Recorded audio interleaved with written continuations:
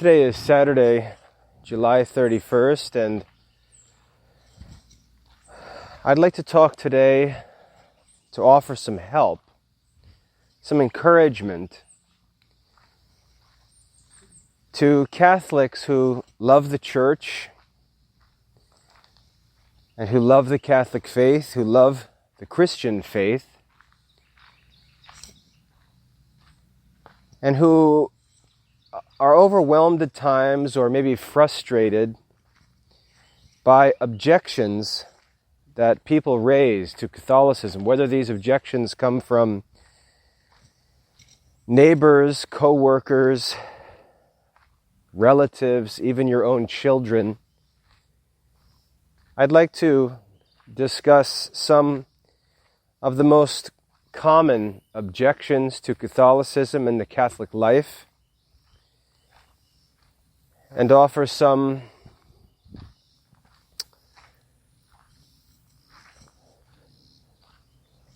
help concerning how to deal with these objections, because I think Catholics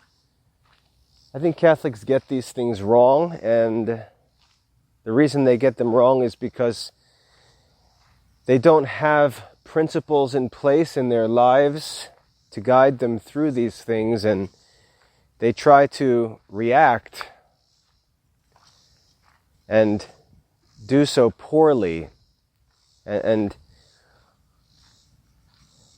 while every Catholic can't be expected to deal with objections rightly, the wrong reaction to them can actually encourage people in their disobedience to the Church, in their rejection of the faith, and so on. And so this would be an unintended effect, but nevertheless it's a real effect.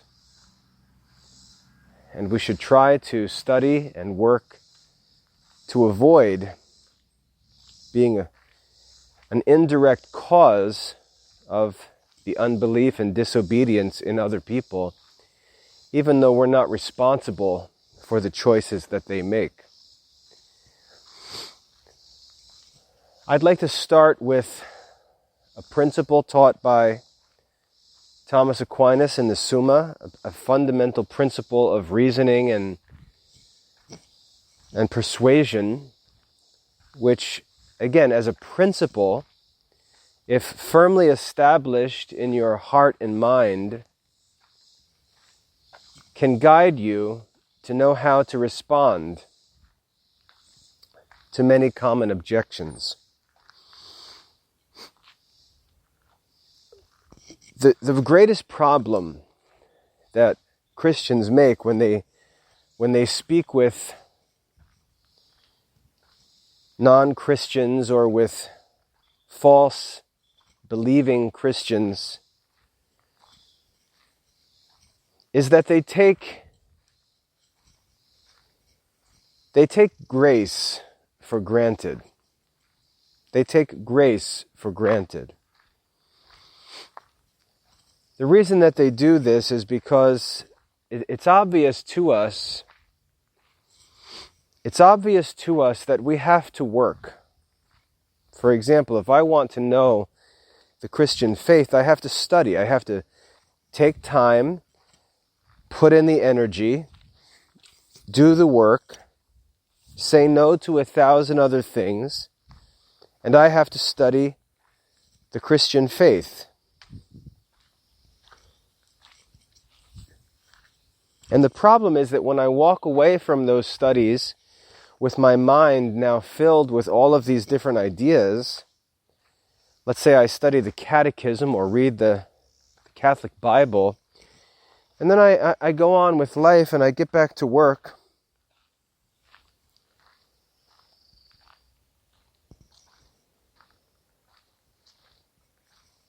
I remember that I worked to study these things, and they're in my mind. But what I don't remember and what I don't realize is that while the knowledge of them was the result of my work, the knowledge of them was the result of my work, my ability to believe them, to accept them as true, is the result of grace. Faith, which is the grace or the virtue by which we believe in what God has revealed. Faith is a grace. The knowledge is the result of our effort. But the belief, the acceptance, the persuasion is grace, is faith.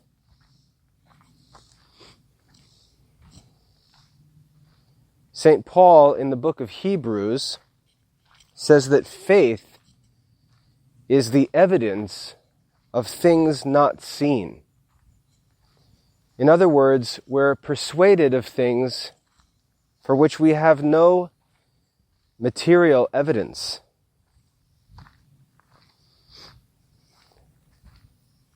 And if I were to ask you, for example, if you confess the Apostles' Creed, and you say, I believe in God, the Father Almighty, the maker of heaven and earth, and I were to stop and say, whoa, whoa, whoa, wait a minute. You say that you believe in God, that He's the maker of heaven and earth. Why do you believe that? Why do you say that? Why do you think that that's true? How can you be persuaded that that's true? And if you're honest, you see, many people will try to pretend that there is some evidence that has led them to this conclusion. But the reality is there's not. The reality is that they believe this. They believe that God is the maker of heaven and earth by the grace of God, by faith. And this virtue of faith, it's a virtue.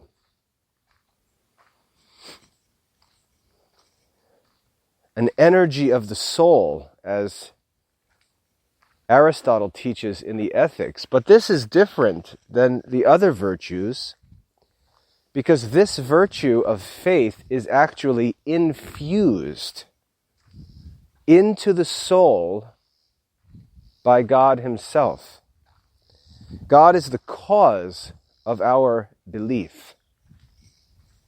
He's the source of our belief. It's a gift that He gives us. It's a strength that He gives to our soul. And we believe that something that God has revealed is true. And so when you confess the Apostles' Creed, you say 12 different things. You say 12 different things that you believe, and you have no evidence for any one of them that can explain why you're persuaded of that thing. If you are truly persuaded with true faith, you will not only believe these things to be true, but you will continue to believe them to be true for the rest of your life. And you'll do so because the reason why you believe them to be true is because you possess faith, the virtue, the supernatural virtue of faith. And that's really the only reason why you believe these things to be true. You know of them because you've studied them, but you believe them because you've received grace. Let me repeat that. You know of them because you have studied them, but you believe them because God has given you the grace of faith. Now, if you're not conscious of this, if you don't meditate on this reality and understand that there's a difference between your soul and the soul of other people, if you're not careful to meditate on this and realize that this grace that exists in you does not exist in other people, or it may not exist in the same measure in other people,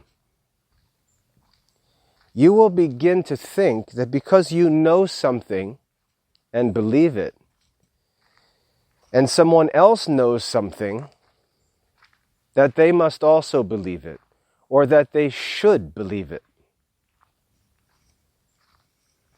And the truth is, they may not be able to believe it. They may not have the faith that's been given to you.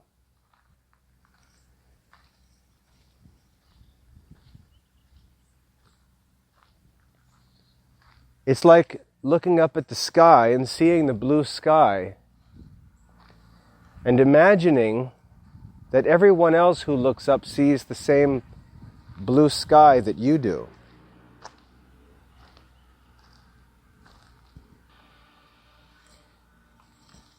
But then you think and realize, wait a minute, there are people in the world who are colorblind. There are other people in the world who are completely blind. And therefore, when I look up into the sky, even if I'm standing next to a person who's looking up into the sky, just as I am, I can't be sure that he sees what I see, because we may not have the same strength of sight. In a similar way,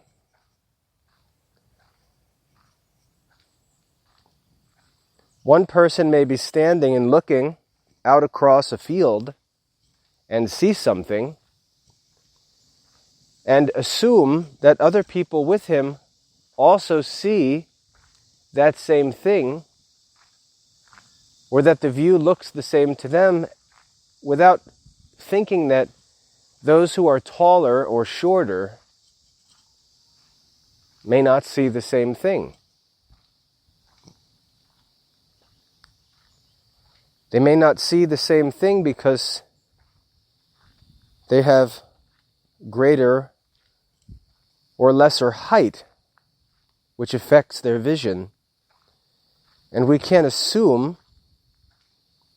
that someone who is, or let me say this, a person who is 7 foot tall can't assume that when he stands in a room, everyone else in the room sees what he sees. His sight is different by virtue of his height. And as Christians, if God has given us faith, or if God has given us greater faith, we have to be careful not to assume that the people around us believe to be true what we believe to be true.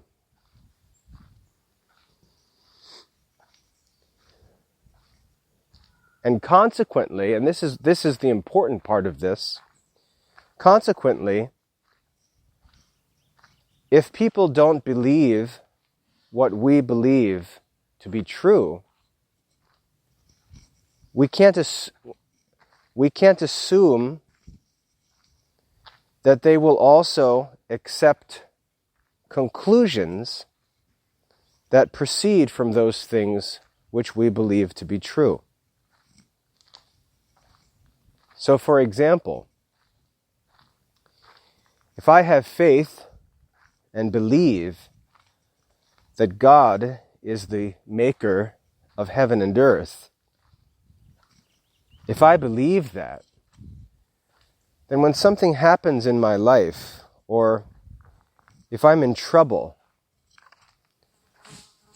it will be natural for me, or logical for me, to pray.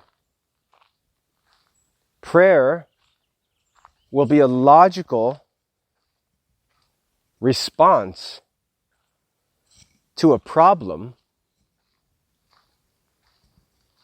Or if I look across the pasture and see a beautiful sunset one evening, my heart may be lifted up and I may give thanks to God and say, Lord, the world that you've made is so beautiful. Thank you for giving us this beautiful world to live in. And I think that what I've just done is normal, but that thought, that prayer, is a consequence of that faith.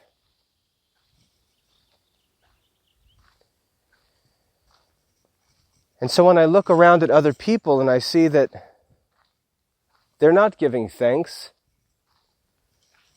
they're not praying, they're not even paying attention to how beautiful the sunset is. They don't pay attention to the birds. They don't stop to admire a flower.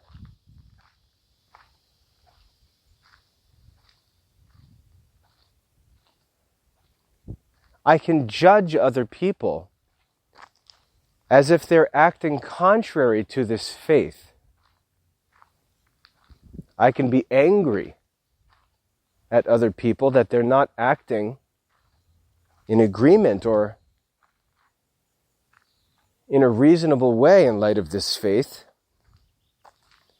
And I can forget that these behaviors cannot be expected from someone who doesn't have this faith.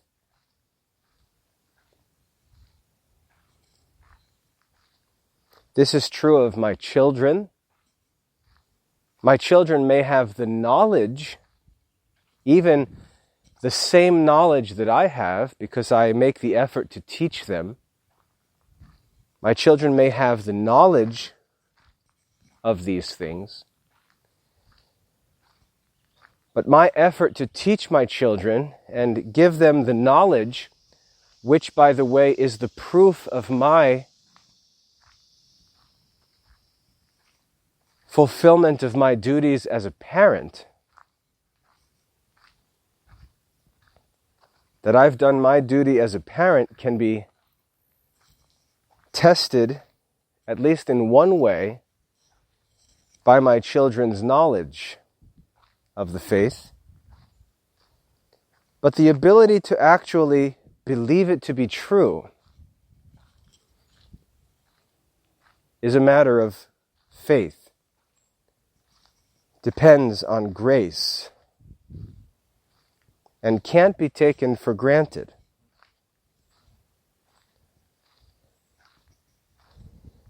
And so now imagine how differently I need to look at my children when I realize that this conviction that I have, this evidence of things unseen that exists in me that I can't explain, may not or does not exist in these children. And therefore, their behavior, while unpleasant, is not unreasonable. It's actually reasonable.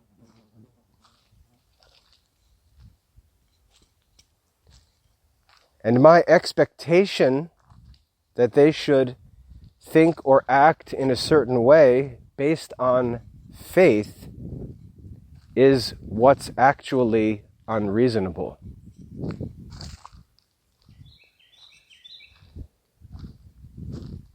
Again, when we have wrong views of parenting and children and the sacraments, when we have wrong views of these things, and we think that because we teach our children the words of the catechism and they repeat them back to us, that knowledge of the catechism is actual persuasion that those words are true, we deceive ourselves. And that leads to all kinds of problems and unreasonable behavior as parents. The faith that dwells in a Christian is miraculous. It's an act of divine power. Christians don't appreciate the reality of this grace. They take it for granted. They credit themselves with thoughts, with decisions, with actions, with achievements, and so on, that are the fruits of this grace. They take credit for things for which they are only partly responsible. They take credit for things that without the grace of God, they would have no interest in.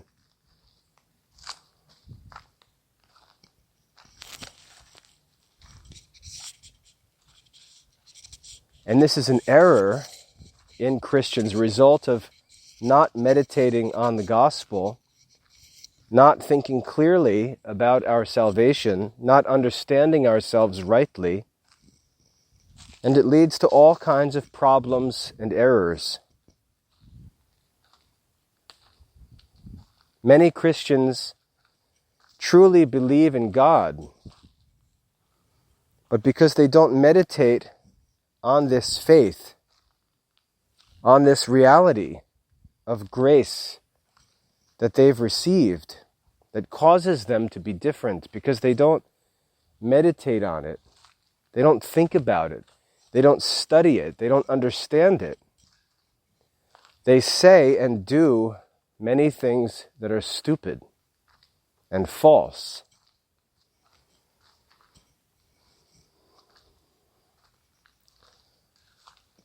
For example, when a person who believes looks around and sees that others don't believe, they'll blame the unbelief on the form of worship, the content of the teaching, the kind of music being played, how the message is being presented. They'll focus on all of these human, external influences as if the heart of a man will be converted by some different human method. And this comes from not understanding how salvation actually works. That it's not some product of human persuasion, but it's a divine act. It's a gift of grace that God Himself, to use the theological terminology here, infuses into the soul of man. This is what it means to be born again.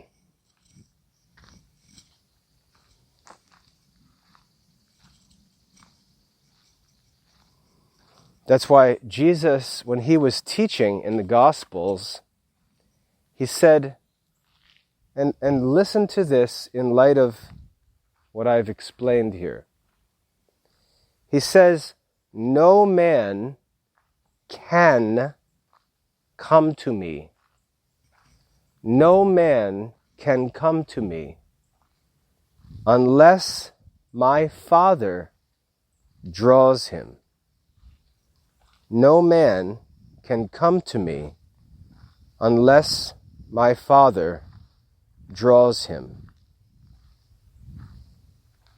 The difference between Christ and all of the wackiness that we see done in Christ's name is that Christ understood the nature of true conversion and salvation.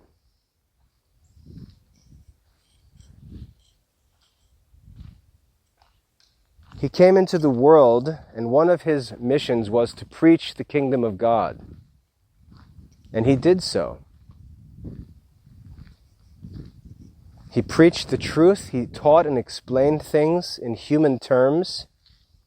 He used parables, fables, images, illustrations, metaphors to explain spiritual things.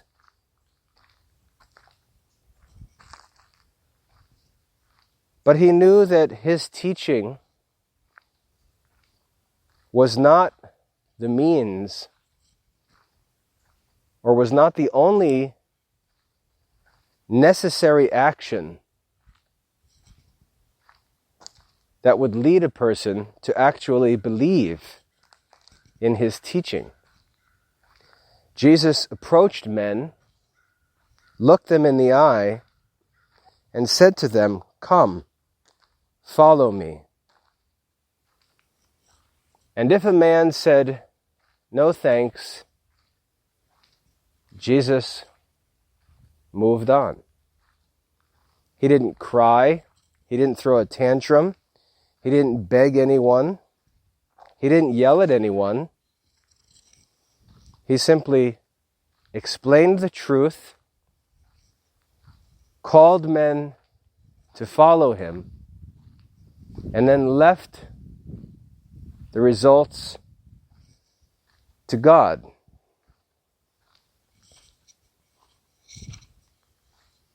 And moved on. Now, he did miracles, and we may think, oh, if I could only do miracles. You know, if I could heal someone who was sick, or if I could perform some amazing act, then surely, not maybe, surely my friends, my children, my neighbors would believe. They would become Christians if they could just see a miracle. And we'll say something like that, and it's false. Because in Jesus' life and in the life of the apostles, even throughout church history, miracles have been granted to men, and it hasn't caused any more people to truly believe than simple preaching did. In fact, the miracles are given not to save people, but to separate the sheep from the goats.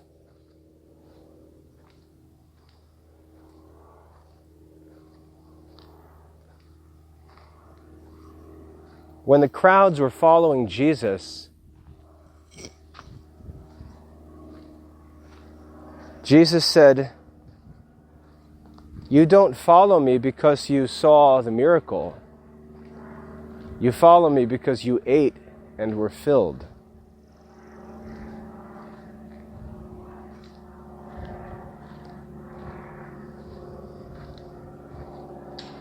When St. Paul wishes to talk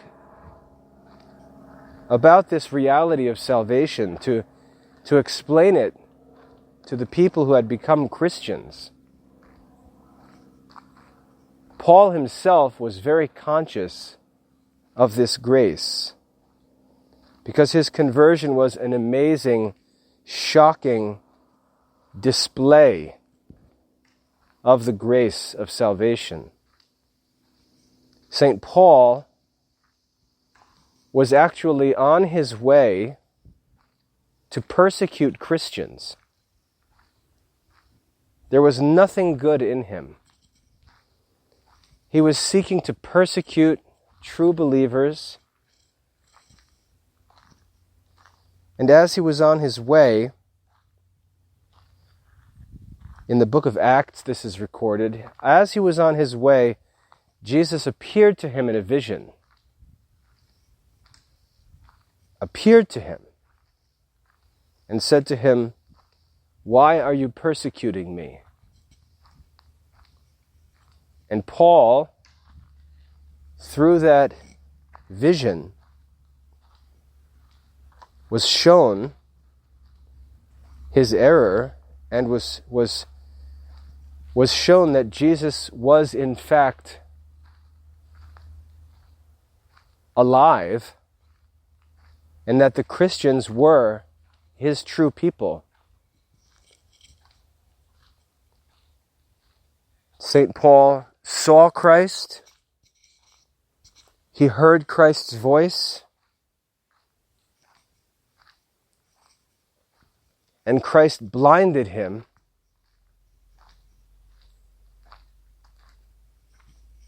as a sign and made Saul dependent on the church for the recovery of his sight, that he would learn that God was in fact with Christians.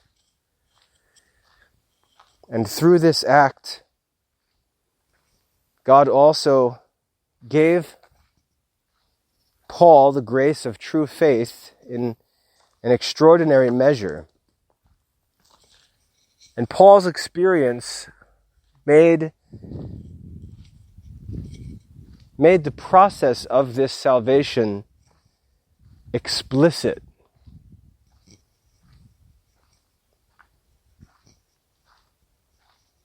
And it protected him from false ideas about salvation and conversion, taught him that it's God who converts a man's soul and causes a man to believe. And he was always protected in his teaching and took time and made the effort to help Christians understand that they are not Christians because they're smart. They're not Christians because they're good and others bad or others stupid, but that they're Christians because God has given them grace. He says, "By grace you have been saved through faith, and that not of yourselves. It is the gift of God." By grace you have been saved through faith, and not of yourselves, but it is the gift of God. And Christians who don't study properly, they may have true faith, which is the gift of God, but they may not understand that faith. They may not understand why they believe. And worse, they may make foolish attempts to explain why they believe, which embarrass and misrepresent the true faith. We see this commonly in many different Christian organizations and schools.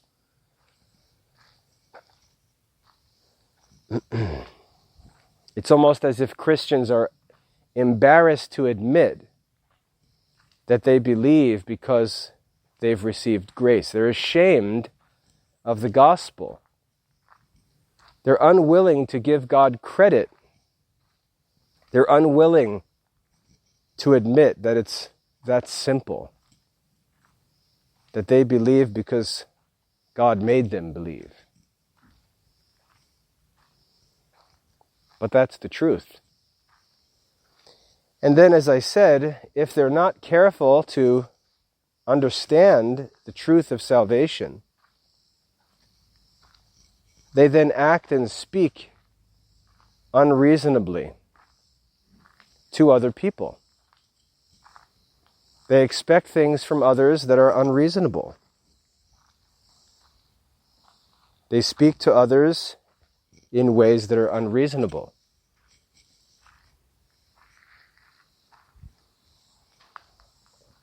They do this to their children. They do this to their relatives, to their friends, to their neighbors. They treat them and say to them things that are unreasonable because they don't understand what causes them to believe and to differ from other men.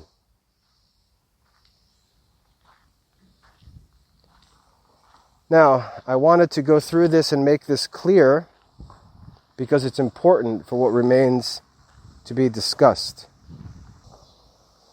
I mentioned earlier that there's a key principle taught by St. Thomas in the Summa Theologica. It relates to this concept that I've just explained, but gets more specific.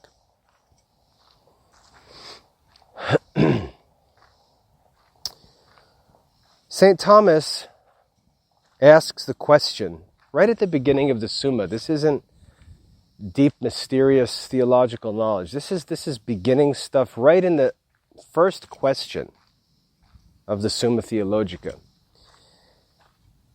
St. Thomas asks whether or not theology is a matter of argument.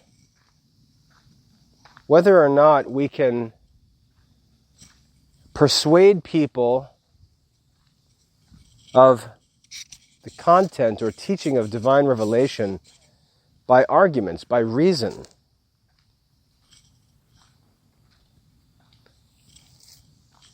And the answer to that question is no.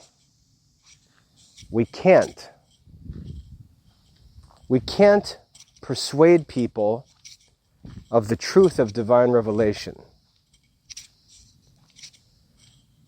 Because this grace of faith, the articles of faith, and it's important that you understand this, the articles of faith are to be accepted as axioms, as self-evident truths, but they're not self-evident in a simple way. They're not self-evident because obviously they're not obvious.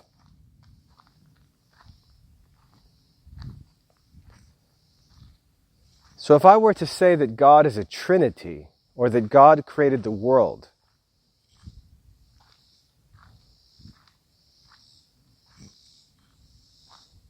this is a self-evident fact.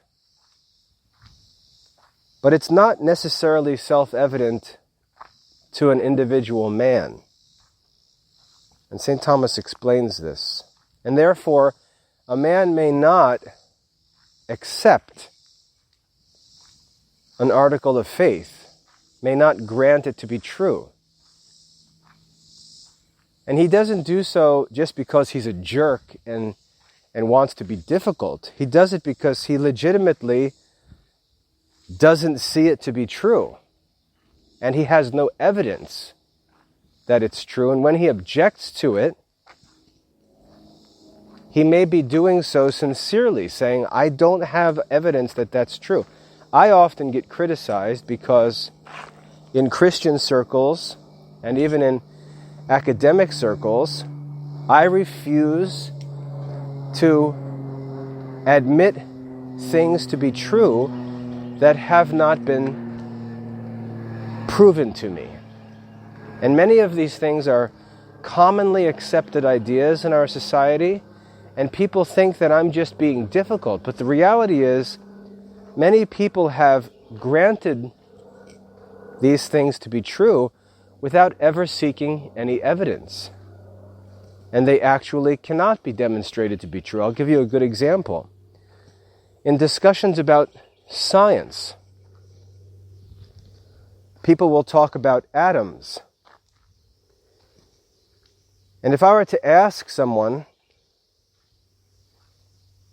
how do you know that atoms exist? Do you have any demonstrative proof that atoms exist? People will look at me as if I'm just some kind of crazy, obnoxious jerk. But the truth is, they speak about atoms as if they've seen them. They speak about atoms as if they've looked through a microscope and seen atoms in some substance. And yet no man has ever seen an atom. There's no material evidence available to any of the people talking about atoms that demonstrate the existence of an atom, or that demonstrate the assertion that atoms are the building blocks of all matter. In fact, if we're honest, and this is where the actual science, contrary to what most people think, actually supports me, the teaching about atoms is a theory. It's called atomic theory. And yet, millions and millions of people speak of it as if they've seen atoms, as if it's a fact. But they have no evidence that atoms exist. The same is true with regard to history. Some will be surprised to see that when I teach world history and chronology course, I teach students that human history begins somewhere between 5,000 and 4,000 years before Christ. And I date the creation of the world, the origin of the world, to somewhere between 5,000 and 4,000 BC. And people look at me in 2021 like I'm crazy.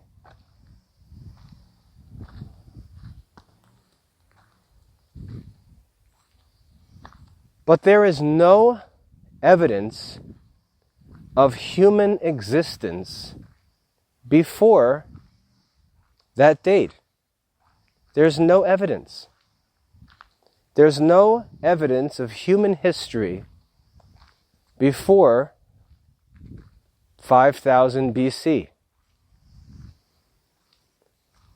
Now, if you read modern history books, you'll see historians talking about 10,000 BC, 20,000 BC, 1 million BC, 15 billion years before Christ. You'll see all of this talk about thousands and millions and billions of years of history before Christ. But there is no evidence for any such history. There's no evidence for any such durations of time. Those are theories. It's a theory of history, a theory of the history of the world, a theory of the history of the heavens and the earth, a theory that has no actual human evidence to support it. Now, when this theory was originally developed and proposed in the late 1800s, early 1900s, it was known to be a theory and it was presented to be a theory. And the people who spoke of it referred to it as prehistory. Prehistory. And this idea of prehistory was used to explain a theory that history of man existed before any human records existed. It's a theory that simply ignores the fact that it has no evidence.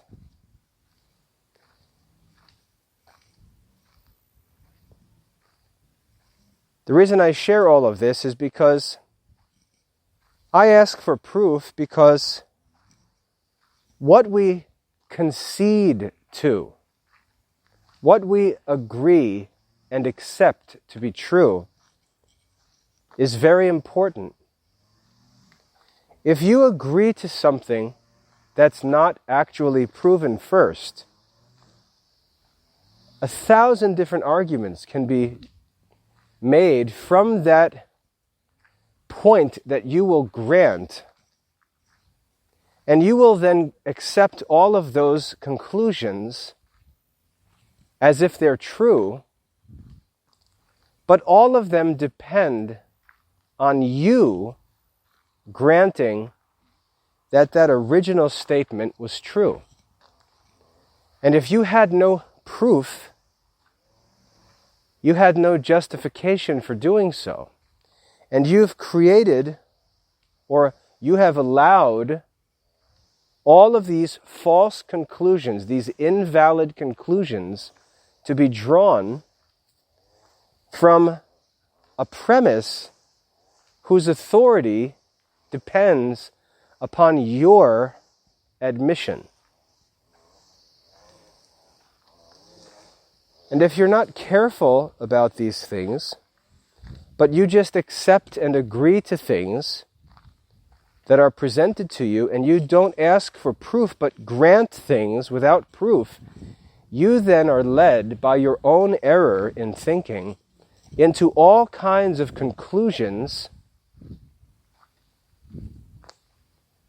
that appear to you to be reasonable and true, but are in fact not reasonable at all.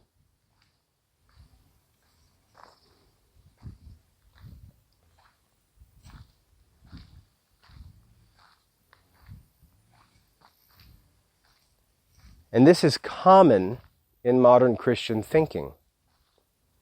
And like I said, if someone says something to me, and I, as a person who am very careful with what I acknowledge to be true, my principle is to assume nothing to be true unless it's proven to be true. When people experience this, when they say something to me and I don't respond because I don't believe that it's true, because I have no reason to believe that it's true, sometimes they get offended. And they'll say something like, "What, do you think I'm lying to you?" As if that's how truth is to be determined. But the reality is that it's perfectly possible that they may be lying to me. I'd like proof. If my son comes home and says, "Oh, Dad, I was at work today and blah, blah, blah, this happened and that happened," I don't really care, because I don't know if that's true. I'll listen, and I'll pay attention for clues that might suggest that what's being said is true. But I don't accept any statement as true until I have evidence to know that it's true, or that it's probable, or that it's possible. But I won't make any judgments based on anything asserted by anyone else without proof.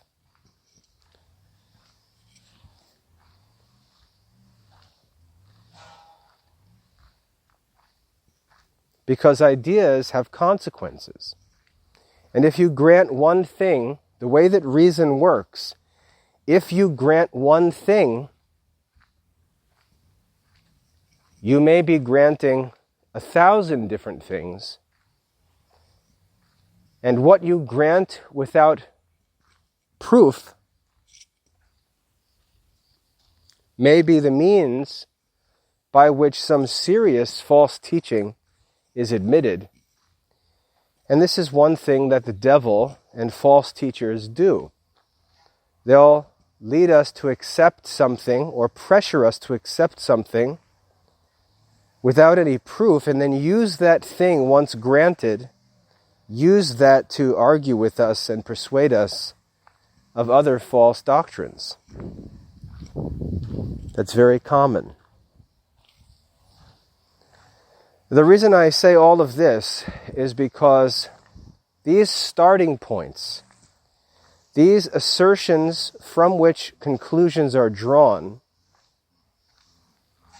are called premises or principles in reasoning, and they're very important.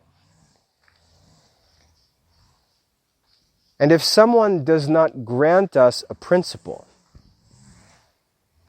then we cannot draw conclusions from that premise. If they deny the premise to be true, we cannot use that premise to draw a conclusion and then look at them like something's wrong because they're not accepting the conclusion. The argument is unreasonable because the premises are not assumed to be true. The definition of a logical argument or a syllogism is that we take three statements that have a certain relationship, and we say that the third statement, the conclusion, is reasonable if it necessarily follows from the truth of the first two statements or the first two premises. So if we assume the first premise to be true and the second premise to be true, and it necessarily follows that the third statement is true, then we have a logical argument. But if it's not granted that one of the premises is true, then we have no argument.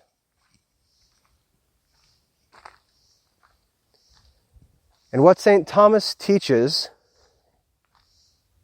as the great scholastic philosopher and theologian, what St. Thomas teaches is that when people do not accept the principles on which our faith, our religious knowledge is built, that is, they don't accept the premises from which conclusions have been drawn to form the body of Catholic doctrine. If they do not accept the truth of one of the premises, we cannot argue with them and lead them to that conclusion because they don't accept the premise. Now, there are different kinds of premises. One kind of premise is an actual article of faith, something that it's impossible to know unless God grants us the grace of faith. So, for example, that God created the world. That premise, the premise of Genesis chapter 1, verse 1, the very first verse of the Bible, on which the whole entire content of the Bible depends, the truth, or I should say, our acknowledgement of the truth of that first verse depends on grace. If you read the first verse of the Bible, if you read, "In the beginning, God created the heaven and the earth," if you read that and assent to the truth of that sentence, you do so by the grace of faith.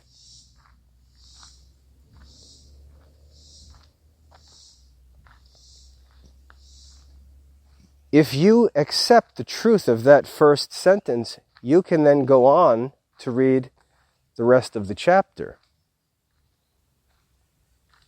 But if you do not believe that first sentence, if you do not have the grace of faith and are not persuaded of the truth of that first verse of the Bible, then you're not going to believe the second or third verse. You're not going to believe the story of Adam and Eve. You're not going to believe the account of the fall of man. You're not going to believe that man was created like this for this purpose and woman was created like this for this purpose. You're not going to believe that the sun, moon, and stars exist for this purpose, because you do not accept the very first premise that in the beginning God created the heaven and the earth. You deny the principle and therefore cannot be persuaded of the conclusions that proceed from that premise logically. And St. Thomas explains that when that's true, we cannot persuade someone of something. And one of the principles, one kind of principle, is an article of faith. Now, there are other kinds of principles. There are other kinds of premises. For example, I could make a simple statement or premise based on observation. I could say, for example, that all penguins live in cold climates. And that could be the starting point of my argument. I could say all penguins live in cold climates. And then I could say there are penguins in Argentina. And then I could draw the conclusion, therefore, Argentina has a cold climate. So I can make an argument based on a premise: all penguins live in cold climates. And you could say, I don't know about that. I have no way to know with certainty that all penguins live in cold climates. How do I know that there's not some other species of penguin that lives in a warmer climate? I don't know. And so I wouldn't be able to persuade someone of a conclusion until I had first made sure that they were persuaded and would grant me the truth of the premises that I presented to them. And so I would need to go back to the drawing board and say, okay. So first, before we draw the conclusion about the climate of Argentina, this argument is going to depend first on me proving that all penguins live in cold climates. And so I can then get to work to prove to the person that all penguins live in cold climates. So that's a certain kind of principle which someone may reject, but which they can be persuaded of by evidence. An article of faith, on the other hand, is a different kind of premise.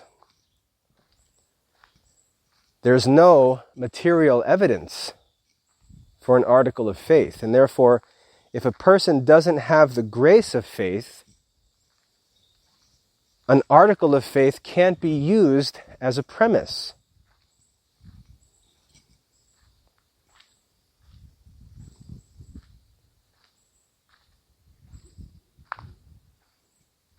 So, when we speak to people, and this could be strangers or our own children, the simplest daily interactions with our own children, we, the faithful Catholics, could actually be the unreasonable ones. Because again, the fact that your child knows the articles of faith does not mean that your child believes the articles of faith. If you ask your child, "Hey son, who made the world?"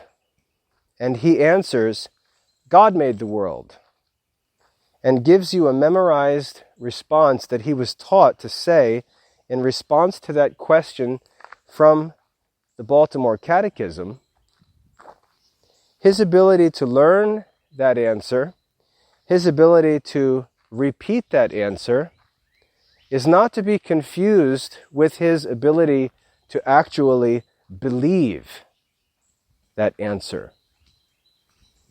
You're not going to know whether or not he believes that answer until you see him beginning to act on the truth of that answer.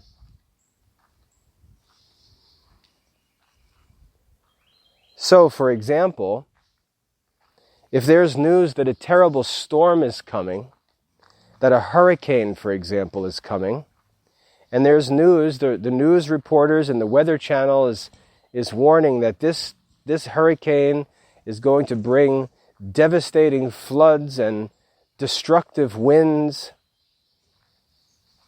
One way that you can tell if a child believes in God or not is that the child will want to pray. The child who believes that God made the world will believe that God can control this storm. And so prayer for that child will be a reasonable action. And you'll see that child look to prayer and seek help from God because God is the creator of the world. Whereas another child who may get the catechism question right but doesn't believe it, when he hears that a terrible storm is coming,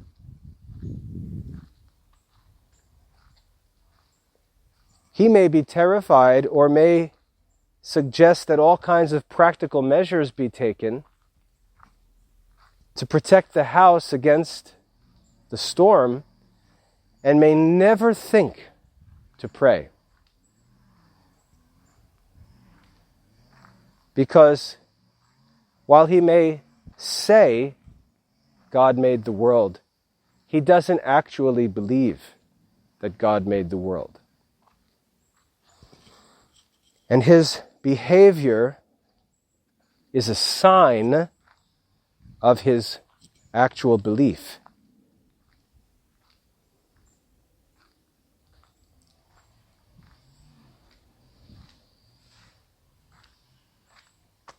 Now, as a parent, you're going to deal with these things all the time.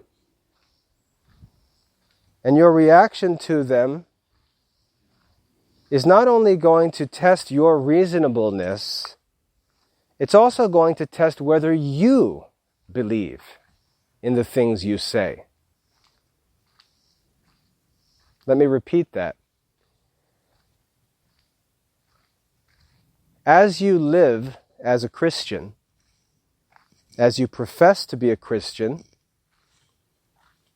you're going to interact on a daily basis with your own children, relatives, neighbors, co-workers, friends.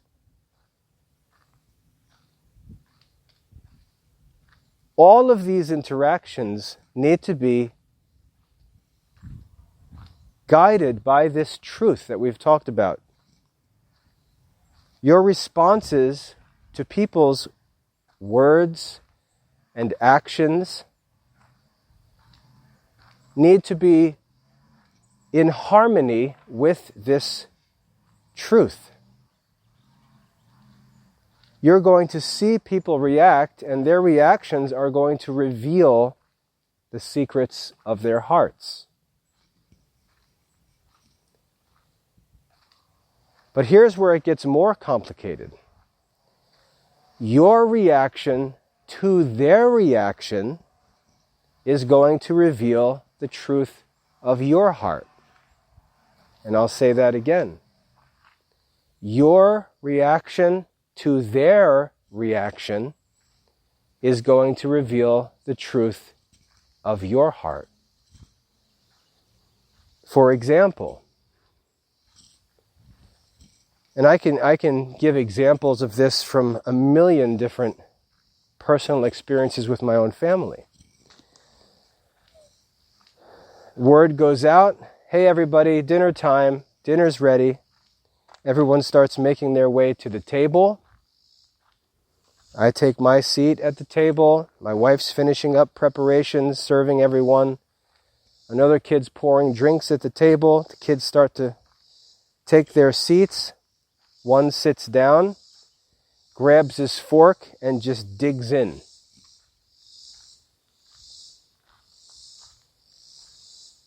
Even though we give thanks and ask for God's blessing before every meal, we see that there's this one kid who sits down and just digs right into his food. And we have to say, hey, wait a minute, we're going to ask God's blessing on the food.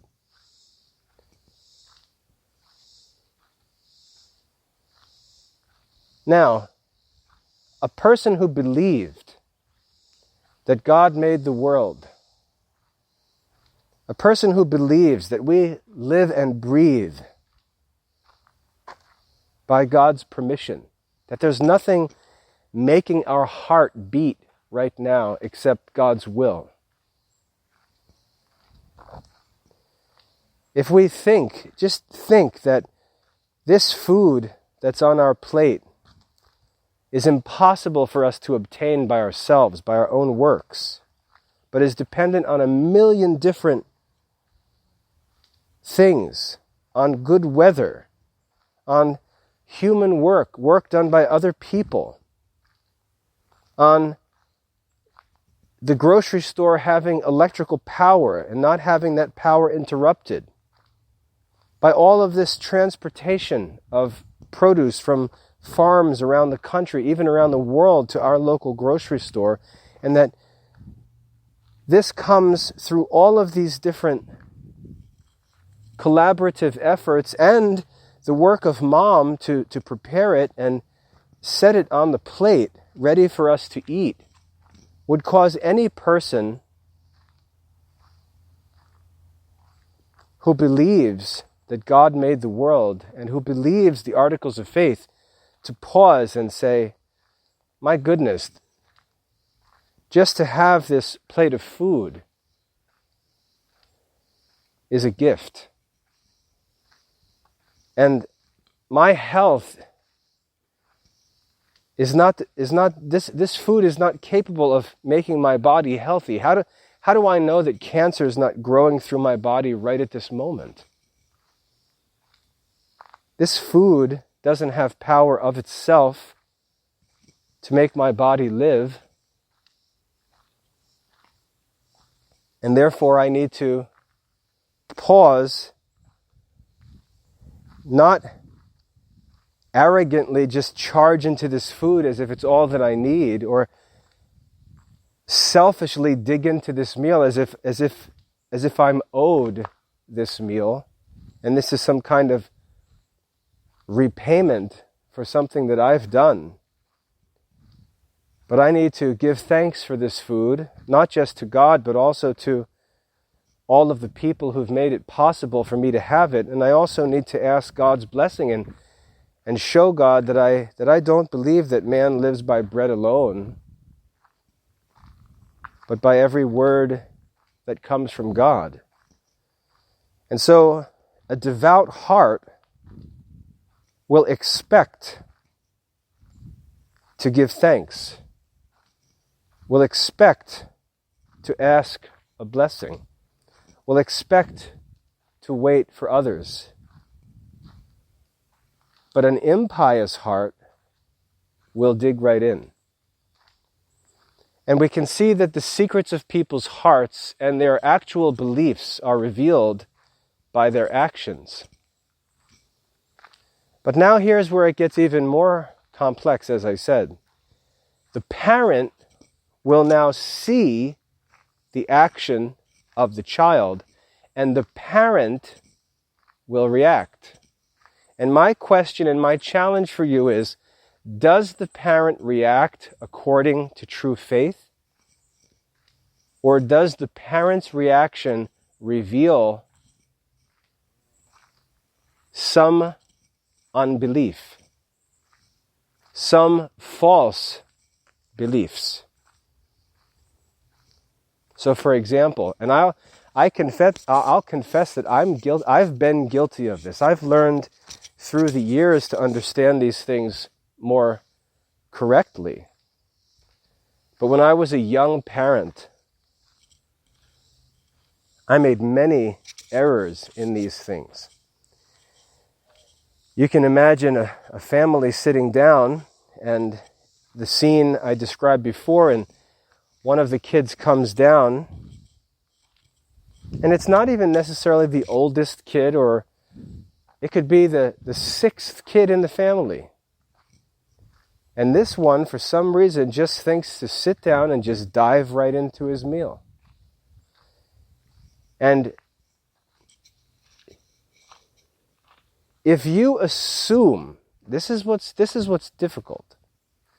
If you assume that your thoughts and your beliefs are in the soul of that person, you will make a much bigger fuss about their behavior than you should. Because you will imagine that that person knowingly and intentionally defied that knowledge and spitefully just dug into that food. And you will blow that action so greatly out of proportion in your own mind that you'll respond to it in an unreasonable way. And I know this because I've done this many times as a parent, just as a Christian, as a man. I've done this many times. I've assumed that someone else has my thoughts in their head, in their soul, at the time when they do something. And when I think that, when I assume that, it causes me to interpret their action or interpret their words in a way that's not accurate, that's not true. And so I'll look at that kid and think, this kid knows all of this about God's creation, about all of the people who have collaborated to make this food possible, about mom's work to prepare the meal. He knows the fact that I work to pay for all this food, and this little selfish sucker sits down and just digs into that food like he don't have a care in the world. And I'd light into that kid. What are you, nuts? And if you're honest, if you've ever done something like that, and it could be a different context, different behavior, different situation, but you may have done the same thing, and you'll see something interesting. And this is what started to change my thoughts. I'll notice that the kid's reaction when I get upset doesn't make sense. I'll notice that the kid's reaction is surprised by the way that I reacted. I'd noticed this a few times with my first son, Jonathan. There would be times where I would yell at him for something, and he would look at me and with complete sincerity say to me, I didn't even think about that. And this would happen again and again. Or other times, I would assume something was being thought or done or intended and find that I was wrong. And the reason why was because my thoughts, my beliefs, my convictions were not present in his mind or in his soul at the time when he or any of the other kids said or did a certain thing.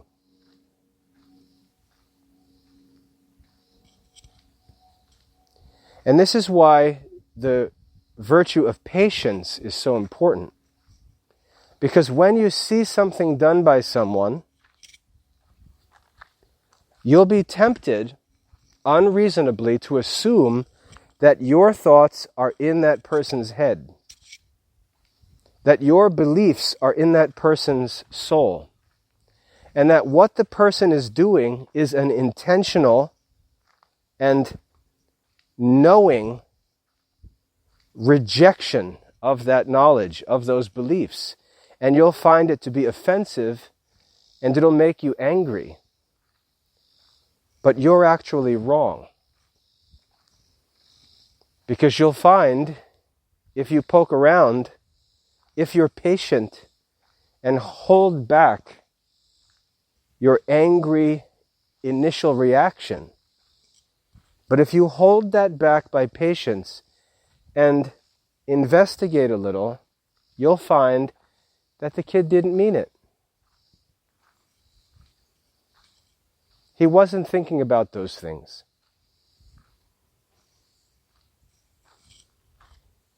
And his action wasn't as evil as you imagined it to be. Because for you, it would have been that evil. But for him, it was not that evil. Because he doesn't have the faith that you have. He may not have the knowledge that you have. Or he may have the knowledge but not have the faith. And his behavior wasn't as obnoxious, disrespectful, irreverent, audacious as you first imagined it to be.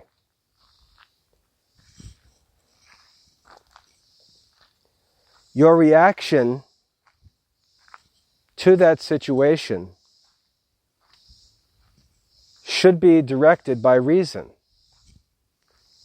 And as a father, what you should say when you see that is, He doesn't think about God being the creator at this level, down to the level of providing the food on the dinner plate. And so the first thing that you should do is talk about it and say, hey, wait a minute. We're going to give thanks and ask God's blessing. Let's remember that the things that we have aren't the works of our own hands, that we receive these things from God's goodness. God's provided these things for us, and many other people have collaborated to make this food affordable for us, to make it available for us. So we need to pause before we eat, think about God, think about these things, and receive them with the right spirit. Now let's give thanks and ask God's blessing. So it's an opportunity to take some time to teach and explain something, to make sure that it's known. And then you realize as a parent that you need to pray that God would give your kids this grace so that they would not only know these things, but that they would believe them.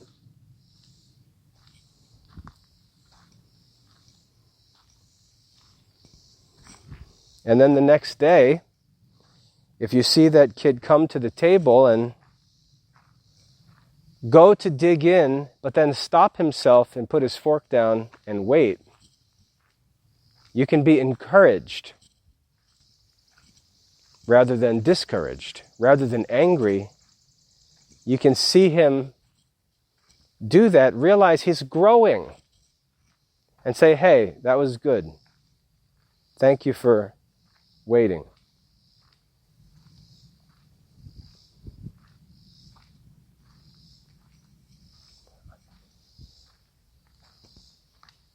So remember, don't exaggerate things people say or do, because they likely do not have your thoughts.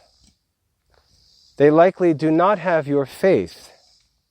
And their actions are not to be interpreted as if you were the one committing those actions. And as soon as those actions are committed, you are now in the midst of a trial of your faith to see whether you respond according to the gospel with reason. Now, I've taken an hour and 20 minutes to articulate this one concept. But I want you to understand that this one concept applies to almost every issue we face with other people. Almost every objection that we receive against the faith, almost every objection can be drawn down and needs to be drawn down to this one principle as an initial test that will allow us to respond rightly.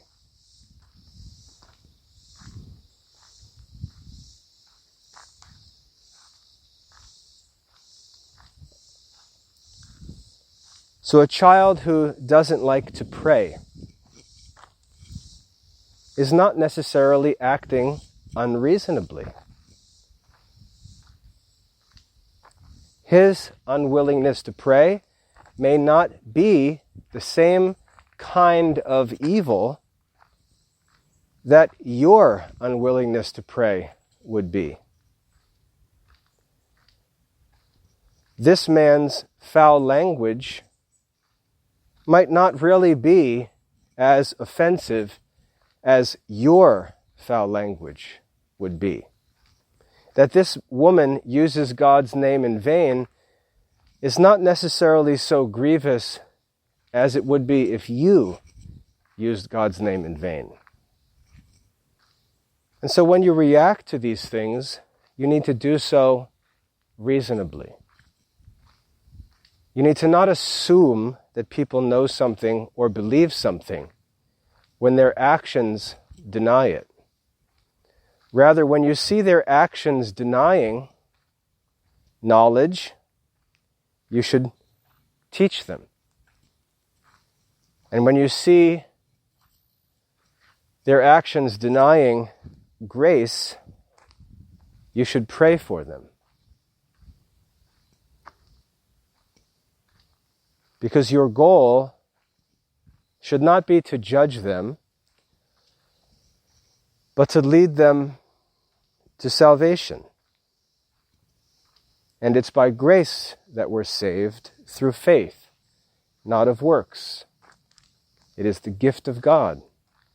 And if you believe that, the reasonable response will be to say, Lord, please give this person the faith that he needs to believe this to be true. Because after all, the only reason I believe it, Lord, is because of your grace. If it weren't for your grace, I would be no better off than anyone else. That's a reasonable response. So when we get to common objections, and one specific objection I want to deal with. So you have all of these practical objections every day. People don't want to go to church. People don't want to pray. People don't want to study subjects they should study. This is true for most Catholics even. They don't want to study the classical liberal arts, even though it can be demonstrated that all the saints studied the classical liberal arts, all the saints recommend the classical liberal arts. They won't study them. And there's two causes of this. One is they don't even know what they are. When I started the Classical Liberal Arts Academy, I'll admit my own naivety. When I started the Classical Liberal Arts Academy, I thought that the reason why no Catholics were studying the classical liberal arts was because they simply didn't know about them. And I was so excited to begin teaching the classical liberal arts because I thought everyone was going to jump on board and the Classical Liberal Arts Academy was going to explode and serve hundreds of thousands of students.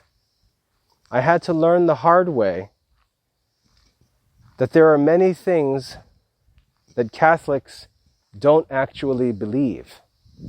And one of them is that while they give lip service to the saints, when the saints tell them what to do and they don't like it, they don't believe in the wisdom and sanctity of the saints.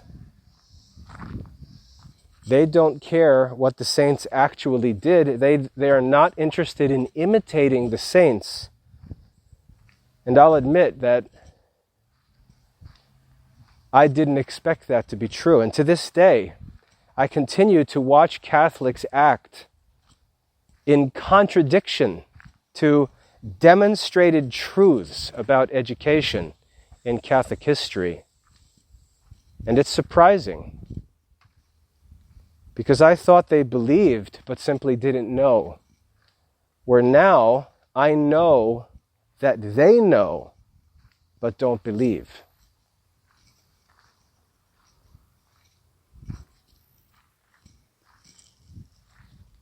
So objections to good things, we have to realize, are likely a sign that people don't actually believe the principles on which those practices are based.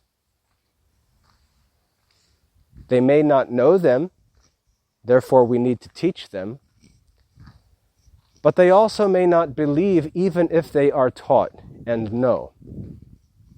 So any practical resistance or objection, not wanting to go to church, not wanting to go to confession, not wanting to go to Mass, not wanting to pray, not wanting to read the Bible, not wanting to study a true Catholic curriculum, on and on and on. It may be knowledge, but it may also be grace. Knowledge is corrected by teaching. Grace is received or pursued through prayer. You can't give grace to someone. We can only ask God to give grace. Now, another common objection I want to talk about, well, it's already an hour and 28 minutes, so I'll be quick here. Another very common objection that I'd like to address is the use of the sexual scandals in the church as an excuse to not be Catholic. This whole platform, this whole argument that the sex abuse scandal in the church somehow proves something negative about Catholicism is just completely false.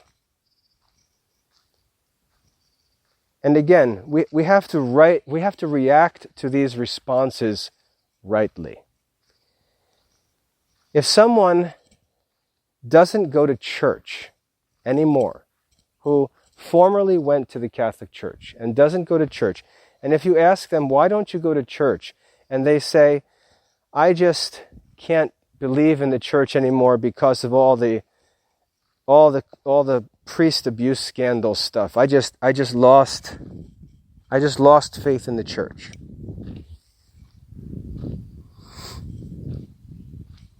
That statement is unreasonable for a couple of different reasons.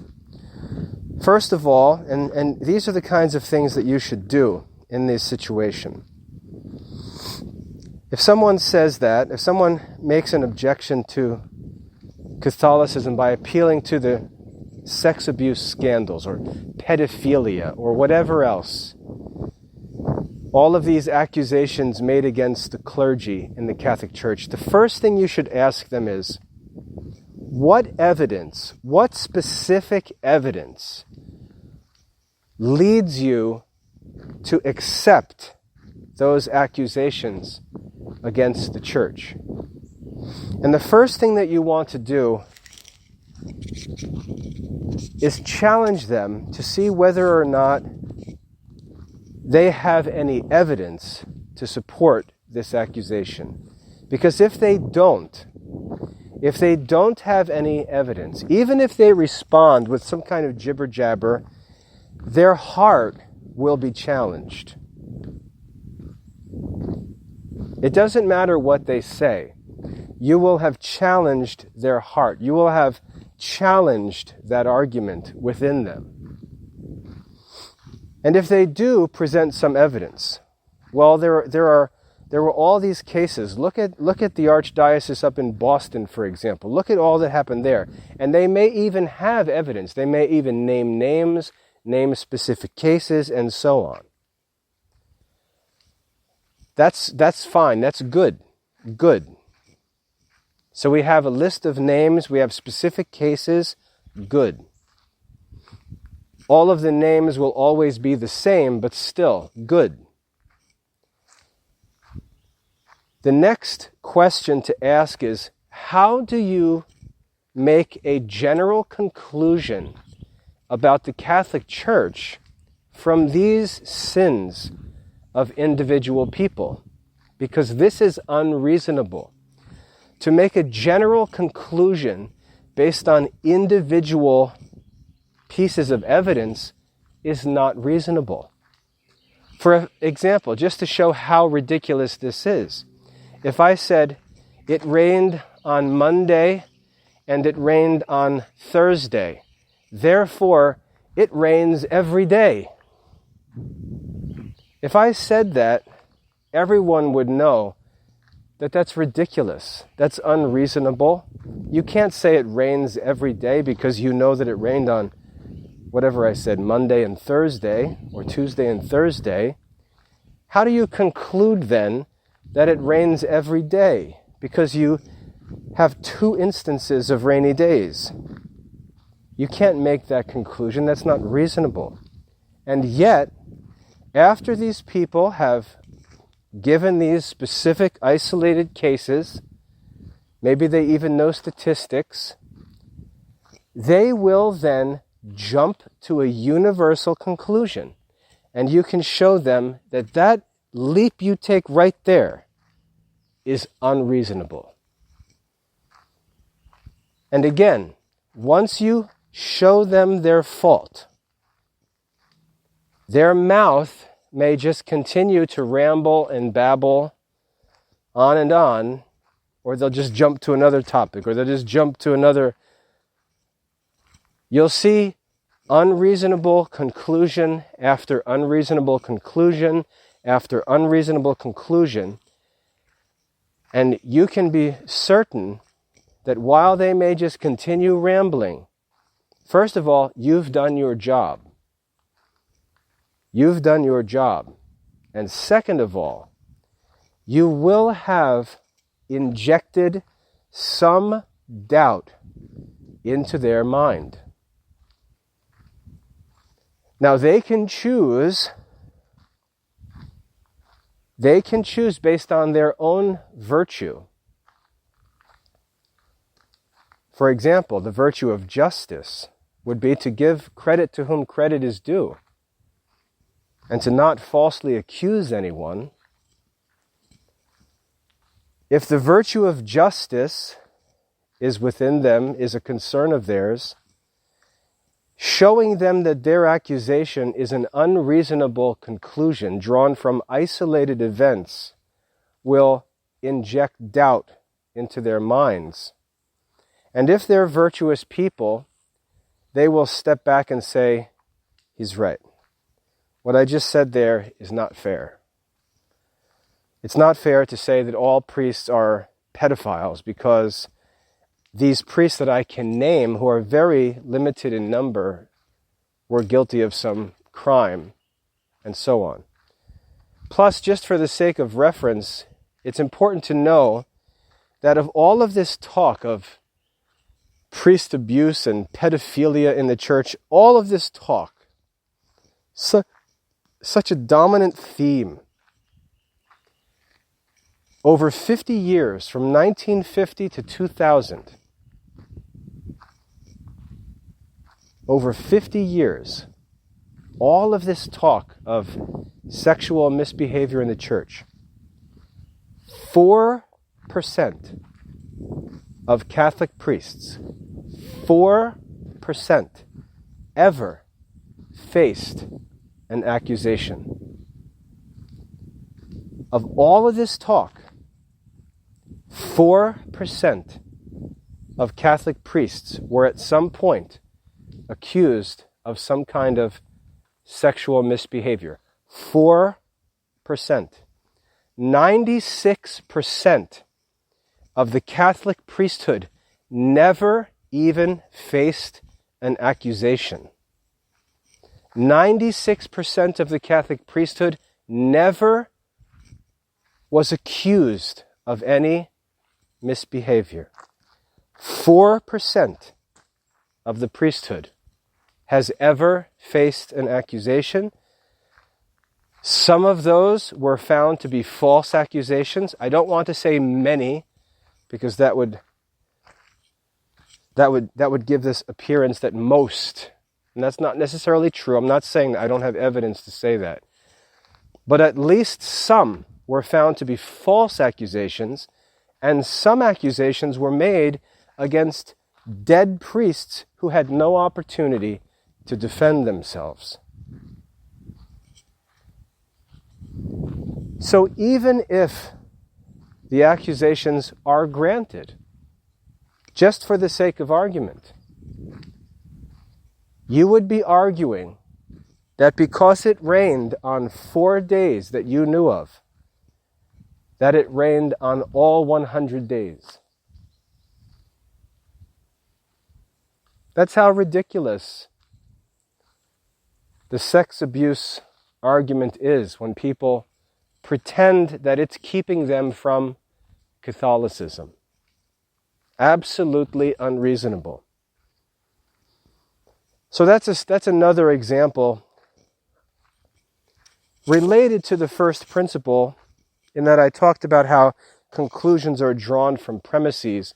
And this is an example of simple, irrational, false arguments. You cannot make a universal conclusion from a particular premise. It's unreasonable. Now, the devil does this.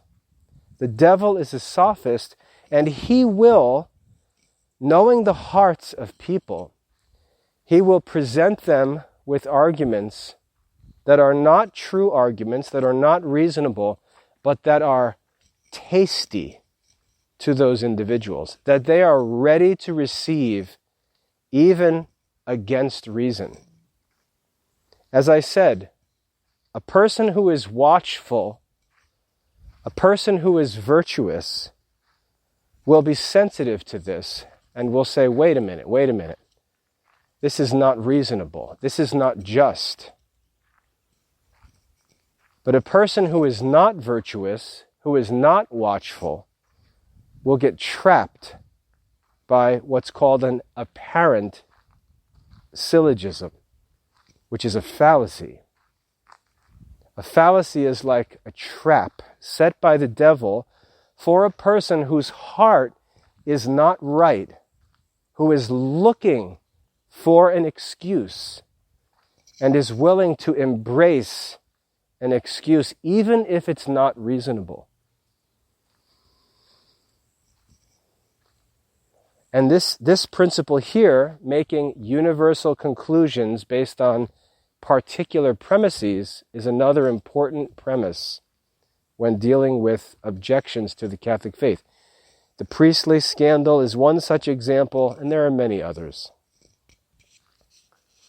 But most importantly in this talk, as my concern is always with parents, because my work is in education, and I'm working with kids and with parents, I want to challenge parents to be careful, to consider whether their children's behavior is a serious offense that should upset you, which is rarely going to be the case, and which is why you're told not to judge others, not to impose your knowledge and beliefs or project your knowledge and beliefs upon them.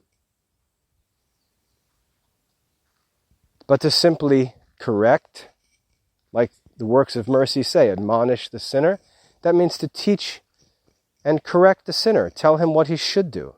Most importantly, show him what he should do with patience, not being suspicious, not assuming all kinds of evil intentions, not assuming knowledge to be present that may not be present, not assuming grace to be present which may not be present, but interpreting people's behaviors as signs of what they actually know and believe. Signs of whether they are strong or weak. And then think of the peace prayer of St. Francis. Read through that prayer and see how St. Francis's response to every evil is to present himself as what he called an instrument of God's peace. Read the peace prayer of St. Francis and see how a saint sees himself and his duty in the presence of the sinful behavior of others. And that will give you a good guide. I would recite the peace prayer right now to help, but I don't think I have the whole thing memorized, and I don't want to quote it inaccurately. But you can go on Google and search for the prayer of St. Francis or the peace prayer of St. Francis. And it begins, Lord, make me an instrument of your peace. And see how a saint thinks of the right reaction to the actions of others. And ask yourself whether as a parent, whether as a neighbor, whether as a relative or a friend, in your criticism and judgment of others, whether you act like a saint, whether you imitate a saint, and how you see these things and react. We have to correctly respond to objections to the Catholic faith, whether those objections are verbal or whether they're practical. We have to respond to them rightly because we need to teach where there is ignorance. We need to encourage where there is weakness or doubt.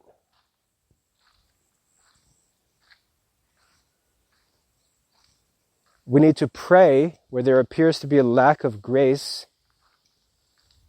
And we need to forgive. We need to be patient. Say, okay. Let's try that again. Let's try that a second time. Let's try that. We'll see tomorrow. We'll give that another try tomorrow. Hey, that was good how you did that today. You didn't do what you did yesterday. That was good. And teach and encourage. Forgive 70 times 7, because this is how we actually learn the faith. There's a human element to this, the work that we have to do to study, to teach, to correct, to encourage. And there's a divine element where God has to give grace. And we need to honor both of them in our behavior. I'm going to cut this talk off now because it's already an hour and 44 minutes, so I hope that's helpful. Obviously, there's a million applications of these things, and we could talk about this forever, but I'm not interested in the specific applications, because I think the problems are that many Catholic people don't have the principles in place. And if they would embrace these principles, 1,000 problems would be solved just by being mindful of these principles and making sure we live in light of them. We think in light of them, we speak in light of them, we act in light of them. And so I hope that just hammering on these principles is helpful. If you'd like to talk about them in specifics, get in touch. Contact me or comment on the video, send me an email, text me, whatever. I'd be happy to talk about specifics, but I want to stay focused on principles in these talks. I hope that's helpful. God bless.